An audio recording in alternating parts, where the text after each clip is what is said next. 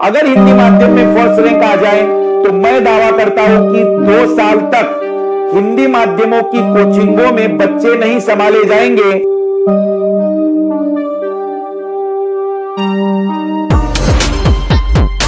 बिल्कुल, UPSC exam इतनी कठिन है, यूपीएससी एग्जाम इतनी कठिन है कि इस पूरे के पूरे यूपीएससी के सफर में ऐसा कई बार लगेगा कि होगा या नहीं होगा, या फिर यूपीएससी में हम जब तैयारी करते हैं तो कई बार मन में नेगेटिव विचार भी आते हैं। बहुत सारे हमारे लाल लालियों को ऑफलाइन की क्लासेस में भी ऐसा होता है कि एक समय फील होता होगा कि क्या होगा, सिलेक्शन होगा या नहीं होगा।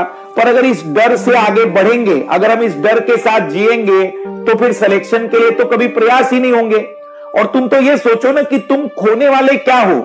मुझे एक बात बताओ, क्या तुम पहले से आईपीएस थे और आईएएस की डिमांड के लिए तैयारी कर रहे हो? तुम ये सोचो कि बिल्कुल हम अभी पॉजिटिव थिंकिंग के साथ केवल तैयारी करेंगे। होना नहीं होना ये हमारे लिए भी जरूरी नहीं है, जरूरी है कि तैयारी बेहतर तरीके से हो जाए। जब तैयारी बेहतर रहेगी तो परिणाम का आना तो तय ही है। और मेरे हिसाब से आप लोग इन परिणामों पर ज्यादा फोकस न करो, बल्कि इस बात पर ज्यादा फोकस करो कि अब आप कितना और बेटर कर सकते हैं। क्योंकि मेरा जो व्यक्तिगत अनुभव है कि जो व्यक्ति यूपीएससी की तैयारी प्रॉपर तरीके से एक बार कर ले, वो जिंदगी में कुछ ना कुछ तो बेहतर कर ही लेगा, यदि सिलेक्शन न हो तब भी। पर मेरा दावा है कि अगर आप लोगों ने एक डायरेक्शन के साथ बेहतर तैयारी की तो यूपीएससी को क्वालिफाई करना कोई बड़ी बात नहीं है।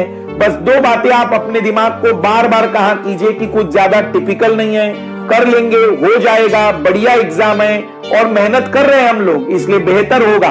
और याद रखिएगा, आप लोग तो अपने आप से कहा करिए कि निश्चित ही शायद आपका जन्म इसीलिए हुआ था कि आप इतिहास के पन्नों में हिंदी माध्यम के लिए परिणाम निकालने वाले वो व्यक्ति बन सकते हैं जो हिंदी माध्यम में पहली रैंक ला सकता है।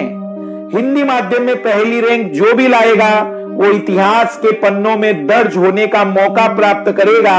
इसलिए बार बार दोहराइए कि लेट्स क्रैक इट। क्यों ना इस बात को पूरी तरह से क्रैक किया जाए कि जो हिंदी माध्यम की निराशा है, शायद आप ही वो व्यक्ति थे जो पूरी हिंदी माध्यम की निराशा को दूर करने का पूरा दावा कर सकते थे।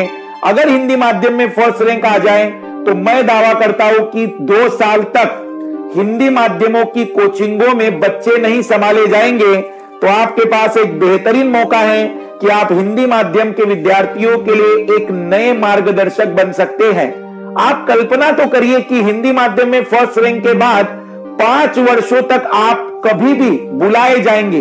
हो सकता है 5 वर्षों में कई आईएएस टॉपर बन जाए, लेकिन फिर भी 5 वर्षों तक आपका किसी कोचिंग क्लास में आना पूरे माहौल को गर्म कर देगा। जैसी खबर चलेगी कि फर्स्ट रैंक हिंदी माध्यम वाला विद्यार्थी मुखर्जी नगर आने वाला है, मुझे लगता है 3 से 4 हजार विद्यार्थी उस कमरे में बैठने के लिए उत्सुक होंगे, जो जानना चाहेंगे कि हिंदी माध्यम से फर्स्ट रैंक लाने वाले विद्यार्थी ने आखिर क्या किया था।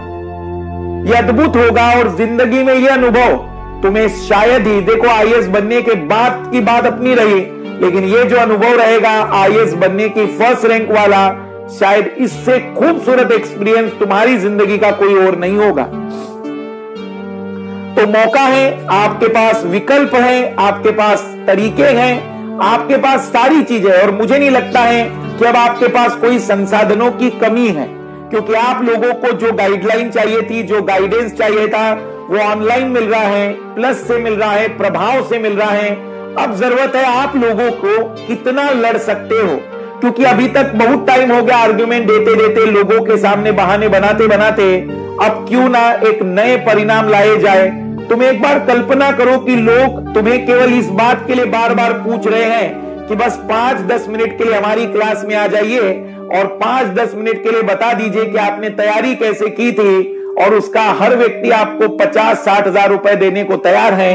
वो अपनी जगह पैसा रहेगा, एक जो रिस्पेक्ट रहेगा वो एक तरफा रहेगा। तो एक बेहतरीन सुनहरा मौका है, एक बेहतरीन आपके पास उम्मीद है कि आप वो बदलाव ला सकते जो शायद कोई नहीं ला पाया था।